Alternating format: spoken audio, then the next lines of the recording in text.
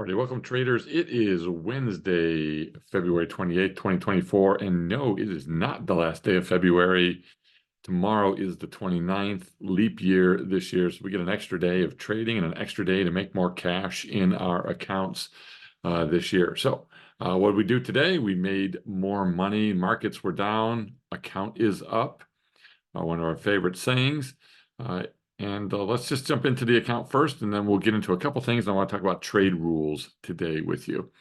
But let's take a look at the account. So we ended the day with an 86 delta. So we are still at 0.02%, pretty delta neutral. Nothing to be done there. Account just continues to be delta neutral, which is perfect for us. Theta did drop a bit today, 981. Now we did take a trade off. But we did add another trade, but really didn't make up for that. So theta down just fractionally today. We're sitting at 0.22. So theta, one of the lowest points it's been. Geez, if I go back, the 16th, and then you have to go all the way back to about January 25th to get this low. So we're pretty low on theta, but we're pretty full on buying bars. Not much more we can do about it.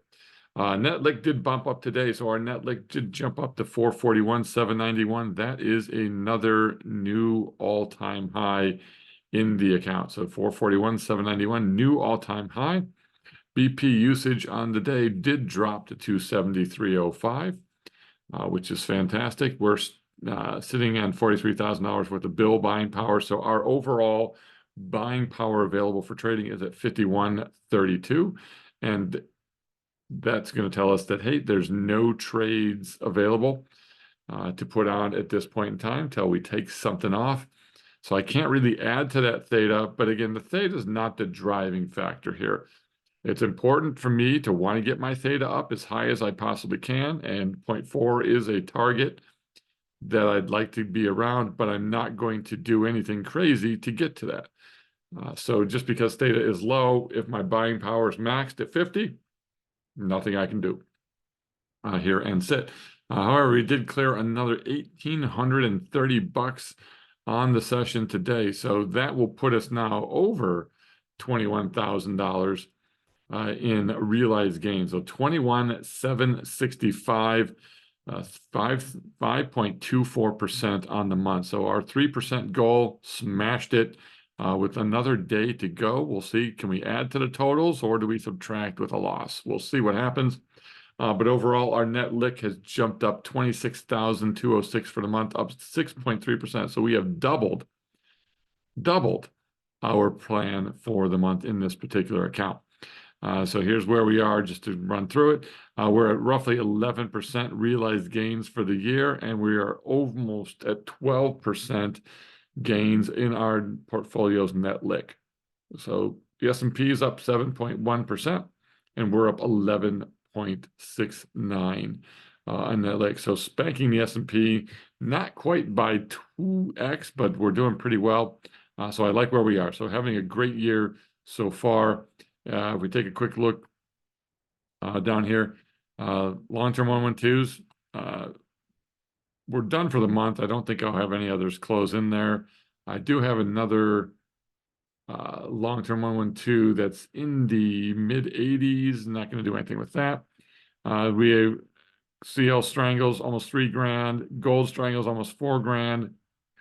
Bond strangles almost $1,700. And then copper strangles $1,250. So great month for strangles, $9,600, well exceeding our goal. So our goal for February on the long-term 112 pretty much just nailed it. But the strangle goal, way over our strangle goal. So our strangles here, we're expecting to make around $3,000. I'm sorry, about $6,000 on strangles overall, and we're at 9. So we overachieved this month on strangles, so that's a good thing. On the 112 trades, here almost $3,000 on ES, over $5,000 on oil, and then the put debit spread of another futures trade. So up 7,400 on 112 trades. I'm sorry, strangles is only a $3,300 goal, and 112s are $3,000 goals. So we're expecting $3,000 worth of 112s, and we had 7,400 this month, and $3,000 in strangles. We hit 9,600 this month.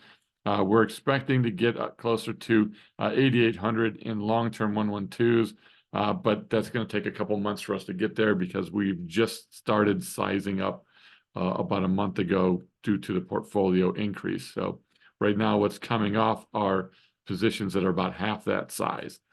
So I'm feeling pretty good with where we are. All right. Goal for the month was 12,000, smashed it. We're at 21,765.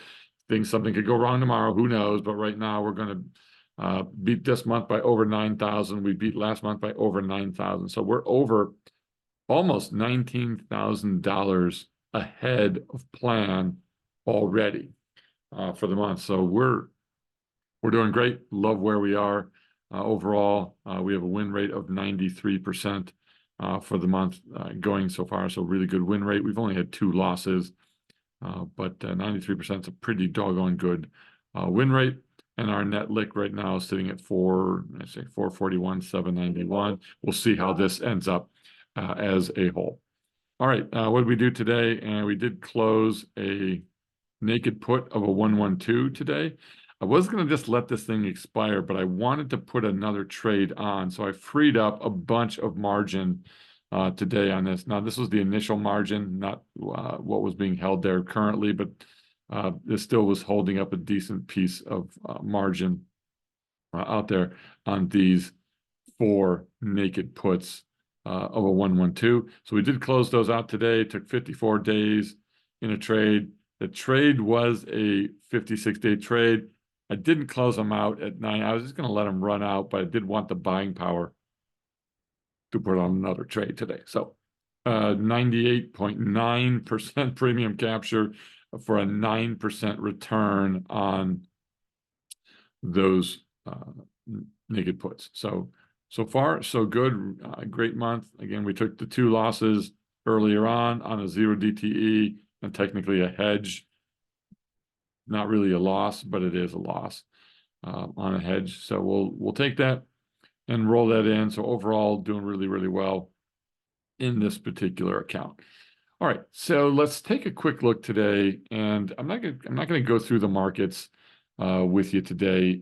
We'll do that tomorrow. I think the key thing to look at when it comes to the markets right now, as we talk through this, is you're starting to see a little bit of a pullback, starting to pick up some steam. You're in a squeeze. The weekly is starting to roll over a bit on the NASDAQ, and if we look at the ES futures as well, you're overbought and now starting to come down. So you're starting to get a little bit of a pullback accelerating. Now, is it going to be a big pullback? I don't know. We'll see what happens. But otherwise, you're looking at breaking the long uptrend line, which has been super sharp, dating back to October of last year. This has been a pretty dramatic rise. So I would expect a decent little pullback in here. We'll see what happens overall. But those two pulling back today, oil pulling back fractionally today from yesterday, still struggling with that 79 level. Oil just can't seem to break above it and stay above it, but it still looks good for an underlying. Gold today, fractionally higher. It's looking decent on the daily, still a little bit weak on the weekly, so good strangle opportunity. We had the yield, 10-year yield drop today. We also had bonds increasing slightly. So a little bit of an increase in bonds. Even though we're in a downtrend in bonds, it's holding up pretty well here. Our strangles are doing fantastic. In fact, we've got a bond strangle from 2 days ago that's up 10% now in 2 days. Another one up 45% in 27 days. So those are all in great shape. And our covered strangles and bonds are up almost 30% in just 2 days. So really fantastic stuff that we're seeing in the account. All right, so what I want to spend some time on today is really talking about establishing your personal trade rules. So I'll come back on video a bit with you here. This is part of a course that we run with our members in a small trading group course. I'm not going to give obviously everything that we do in this course. This is just a fractional piece to it, but I want to talk about your trade rules. And trade rules should be a good set of predefined guidelines that are going to dictate how you execute your trades. So a couple of things that we're going to cover here. I'm not going to cover this entire module of the course, but here's why trading rules to me are important. Okay. Trading rules are going to play a key role in your trading plan for several reasons. Number one, they provide discipline and emotional control.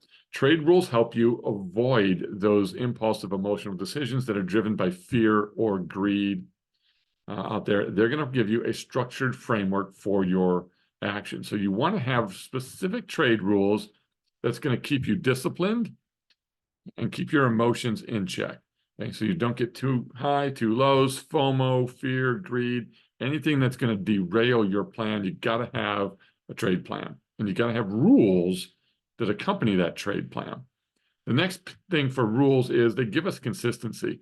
If you're abiding by your rules, consistency is going to be key in your trading. These rules will ensure that you apply the same criteria to every trade. So what are your trade rules specifically on trades? And that's going to eliminate randomness, inconsistency in your decision-making process. Also, risk management. Your trade rules will define your risk management strategies, your stop losses, your position sizing, how you trade and treat your different risk. Okay? It's going to help protect that capital from substantial losses. Also, trade rules gives you a great way to objectively evaluate your portfolio. Trade rules provide a basis for evaluating your trade performance. How do you know if your trades are going well? I just went through that with you on my trade plan. So I showed you what the trade plan was per month, and then I showed you what we're doing per month. What is working? How do you evaluate your performance? Am I up or down according to that on a monthly basis, maybe a quarterly basis? Okay. My evaluation is showing me right now that strangles are working fantastic in this market environment, and 112s are working better than expected. So we're doing really, really well.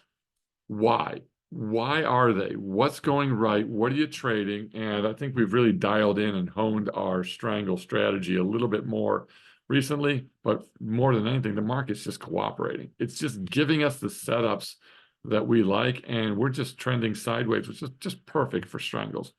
Will that last all year? Possibly not. If we start to head into a downtrend, then maybe we're going to put on less strangles, and maybe we'll put on some other types of trades that are out there. But when it comes to trade rules, you have two types of trade rules. The first one is, to me, your personal trading rules. The second one is your actual trade rules. Okay? And there's a difference there. Trading rules are my overall guidelines that helps me stay disciplined in my plan as a whole. Okay? So these trade rules are going to give me just a set of overall rules to live by. Okay? They're my guidelines. Okay? They're the overarching principles that I have to abide by here. Those are my personal trading rules. Then I have my trade rules, and the difference is each individual strategy has its set of rules on how to enter, how to exit, when to enter, when to exit, and how to adjust. I have rules for everything in there. All right, so let's talk about some of my particular trade rules. You've probably seen these. If you've looked in this YouTube channel, you can go ahead and search the trade rules. There's an entire section here for you that has all of the videos about these trade rules and go a little bit more in depth. I've got 18 of them here. I don't know that you need me to read them all to you. But number one, plan your trade and trade your plan. Never trade without a plan for exit and entry. I have one of my overarching trade rules is to have a trade plan and have rules for each individual trade. Number two, never modify or break the trade rules during a trade. I need to stay true to my trade. I take it on or off with a loss or a gain based upon the rules I have. And I really am not going to switch direction midway through just to make my life easier. Okay? Typically, I would say 98% of all of my trades, I would never modify or break that trade rule on those particular trades. Stay mechanical and trade without emotion. Your trading rules are going to allow you to stay mechanical and trade without emotion. Some people don't like the fact that you may be mechanical and not discretionary. To me, it helps me stay focused. Okay? It's paid off for decades for me. I don't trade with emotion. I stay very mechanical. And when you stay mechanical and rules-based, you keep yourself out of trouble. Okay? Maybe you could have made some adjustments that'll tweak a little bit here or there, make you a little bit more money. But for me, it's just super simple to stay mechanical and trade without emotion. Number 4 here, never chase the entry. There's always going to be another trade. So if I post an alert in the Discord service, there's always people that are working during the day. You can't keep up with the alerts. You may not trade it right away. You can usually get into my trades because I trade long term. I'm usually out 60, 90, and most likely 120 days on trades. You should be able to get in a day or two later and still get a pretty good trade setup, but you don't have to follow my exact trade either. Understand the strategy, see what I did, and then make your own. Okay, but don't chase the entry. If the entry is gone in 2 days, I had a 112 that I put on just recently, and that one I put it on a few days early on a big down day, and then we spiked up the next day, and I made over $1,000 in less than 24 hours just on that 112 because I got a little bit lucky. But I really, with experience, I really liked where the market was, a pretty good down day. Doesn't mean the next day you shouldn't try to put on a 112 trade on if that's your plan, but don't try to chase my entry. If you didn't get it, you didn't get it. Reconfigure the plan, or the trade, I should say. If I have to ask whether I should be in or out of the trade, get out of the trade. If you're asking me in the Discord channel, what should I do with this position? It's up or it's down. I'm going to ask you the same thing. What's your plan say? If you have to ask, just get out. Okay, that means you don't know what to do. You don't have a plan. And if you don't have a plan, you're going to get yourself in trouble. Right? So if you have to ask anyone, what should I do about this trade? Get out of the trade. And 6, never revenge trade or try to prove the market wrong. Just accept the fact that the market's always right. You lose a trade, you get out, don't go back in. I see this all the time on 0 DTE or scalping. Somebody gets stopped out, then they go right back because they want to get that money back that they just lost. Okay? Don't try to revenge trade. If the setup is there, you can go back in. Okay? Which takes me to number 7 here, which is never average down or add to a losing position. Only add to winning trades. Don't average down. Okay? And I will add to winning trades on the way up, but I'm not going to average down. The only time that happens, and it's not because I'm trying to average down, would be the covered strangle trade.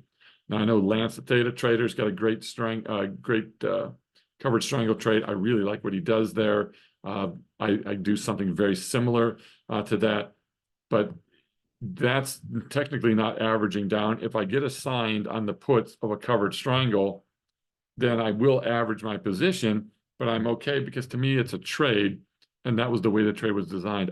I'm not averaging down because something's moving against me on purpose. Okay, it's only a part of the trade. Nothing wrong with closing a winner. Getting back in the trade is getting back in the market is just another trade away. There's nothing wrong with closing a winner. You want to close it early, fine. I have rules for how to close early. Every single trade, I have an early exit rule for profit. Okay, I will follow that. But if you want to get out, get out. If you've got a gain, get out. The only thing I don't like about getting out early is if I have, and you saw my trade plan a few minutes ago, if I'm relying on a certain strategy to achieve $3,000 a month, if I'm getting out of all of those trades early or a couple of trades early, I might not hit my income goal. Okay, yeah, you can get out, put another trade on, and then another trade would hopefully be working if that trade setup still exists. So nothing wrong with closing a winner because you can always get back in the market. Number 9 here, holding on to a position overnight is the exact same thing as buying the stock or option at the end of the day. Okay. Don't go into after hours or the end of the day with all the trades in your position if you don't like where they are. Okay. Would you put that trade on at the end of the day? If you would, then stay in the trade. Okay. If your thesis was completely wrong, the trade is going strongly against you, follow your trade plan more than anything. But if you really think, I don't think this thing has a prayer, and I want to get out, then you can do that. And just make sure it's part of your plan that you have those options. Holding, I'm sorry, if you have more than 2 losing trades in a day, stop trading, live to fight another day. If never take a trade just because you're bored or looking for a trade just to trade. I see it a lot. People get bored and they start running up trades, okay, out there. Okay, you want to, you're on a roll. We're on a roll. We're at all-time highs. We're smoking the market right now this year. But there's days where I'm not trading. In fact, I didn't even look at the market today. Okay? I jumped in once this morning briefly for a few minutes, and then after close, I actually put on a trade right after the close. But for the entire time the market was open, I barely even glanced at it the entire session. Okay, why? Okay, I'm not that bored that I have to sit there and stare at it, or I have enough things to do. Okay? Don't put on a trade because you're bored. Okay? Track every trade by strategy. So understand your strategies and what's working, what strategies are not working, and why. You got to know the why. So track every trade by strategy on a tracker. Reconcile your trades weekly and monthly and analyze your winners and losers on why you failed and succeeded. I have notes in my spreadsheet as to why I closed or what I did so that I can understand if I lost, why. If I won, why.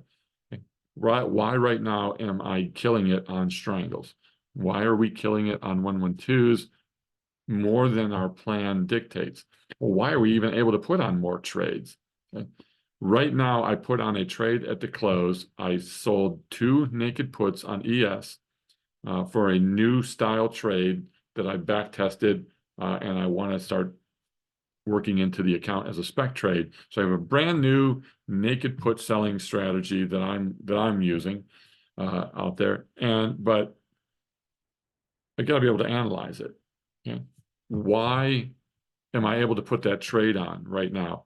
And when I went to put that trade on, I sold 2 naked puts, and I got a credit to put those on. That should raise some questions for you. Is, well, why am I getting paid a credit to sell naked puts? Okay. Why is it not costing me? I'm sorry, I'm getting paid a credit. We know that. I'm getting a credit on my buying power for putting that trade on, is what I meant to say. Okay. So I'm putting a trade on, getting a credit because I sold naked puts, but my buying power was actually being reduced by the trade. Why is that? Well, it goes back to span margin and the way I've allocated my margin use as well. I have diversification amongst underlyings. I have hedges on. The way the portfolio is structured, I'm actually getting paid by span to adjust my margin a different direction. So it's a pretty cool opportunity. Next thing here, 14, hope's not a trading strategy. Never, I hope it goes up tomorrow. I hope we get a bounce here. Okay? If you find yourself hoping the trade moves a certain way, just get out of the trade. Number 15 here, let the probabilities work by consistently placing trades over time. Don't do a trade and then never do it again. And then maybe do it 6 months later or something like that. If you've got especially when you've got a strategy that has a high win rate, the only way to achieve that positive expectancy of that win rate is to consistently put on trades. If I do a 0 DTE trade and I do it once every blue moon, I'm not going to see the same consistency level because I'm not putting those trades on at those same probabilities each time. Let the probabilities work. Stay consistent in putting your trades on. So mechanical, consistent, repeatable trading is going to make you much more money. Hedge what needs to be hedged. I'm going to hedge my overall portfolio. I'm not hedging individual positions, but I'm only hedging things that need to be hedged. There are trades that don't need to be hedged. There are things that don't need to be grouped in there. So I may be only hedging ES trades, and I may not be hedging bond trades, or I might have a little bit of a hedge on bond trades, but depending on the style trades I have on and their expiration, I might not be hedging them. Not everything needs to be hedged. You don't need to hedge like a maniac here. The most common discussions from everybody are, oh, hedging and risk and all of that. 100% agree. You should be hedging and you should have risk, but you also have to understand what the heck you're hedging and what needs to be hedged, what doesn't need to be hedged. Your portfolio needs hedges. That's helping pay off right now for me because it's freeing up buying power, allowing me to get more trades on by hedging, freeing up buying power, getting more trades on. I'm generating more cash. It's a pretty cool cycle that we go, and I'm generating more cash, which pays for those hedges, which allows me to hedge more. I'm probably hedged as much as I've been hedged in a long time. And I've been sitting at negative delta for days now until today, finally. I love where we are. All right, next two things here. Number 17, keep it simple. Simplify to multiply. We had a great training session today by Stacy Jay in our Discord group. She went through her mindset trading. So what is her mindset in trading? What's gone into her honing that mindset and being successful? But she also went through her trade plan, which is very, very simple to do. Okay, she's trading for her daughters out there. You want to keep it simple because they're learning how to trade, and she's teaching her kids, which is fantastic.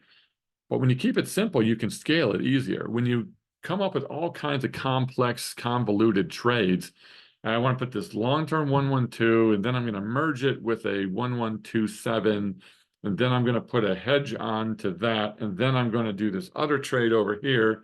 Okay. If you make your plan so complex and convoluted, you can't scale that easily. You're going to have too many moving parts. Simplify the moving parts, keep it simple. You can scale your trading easier, especially when you're getting started.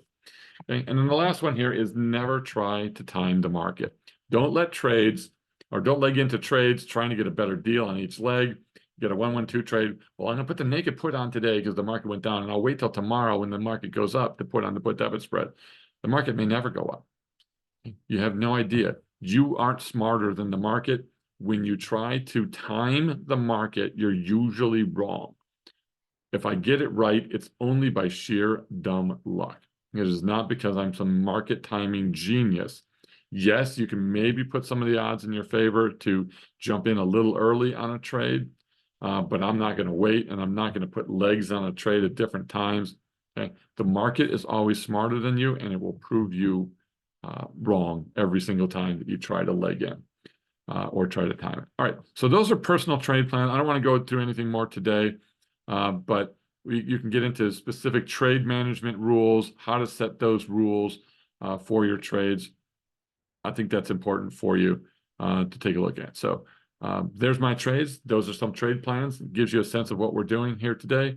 I hope you've enjoyed this. If you like it, click the like button down below. Let us know that you like this content. Share it with other people. If you're not a member of the YouTube, jump in. And if you want to join the Discord, go ahead and click down there. There's a discount code, get you in the group and get you making money early.